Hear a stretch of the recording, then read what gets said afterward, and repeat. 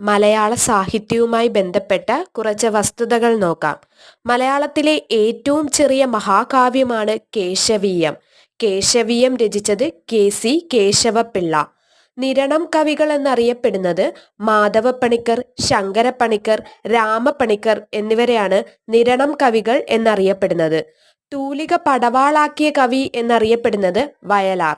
സ്പർശിച്ച് ആസ്വദിക്കാവുന്ന കവിത എന്നറിയപ്പെടുന്നത് ആരുടെ കവിതകളെയാന്ന് ചോദിച്ചാൽ സുഗതകുമാരിയുടെ കവിതകളെയാണ്.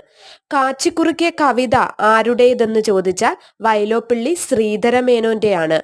ശക്തിയുടെ കവി എന്നറിയപ്പെടുന്നത് ഇടശ്ശേരി. കളിയച്ചൻ, ഓണസദ്യ, താമരത്തോണിയിൽ എന്നിവ രചിച്ചത് P. കുഞ്ഞിരാമൻ നായർ. ഭൂതപ്പാട്ട്, കാവിലപ്പാട്ട്, കറുത്ത ചെട്ടിച്ചികൾ എന്നിവ ഇടശ്ശേരിയുടെയാണ്. ആധുനിക മലയാളത്തിലെ ആദ്യ സന്ദേശകാവ്യമാണ് മയൂര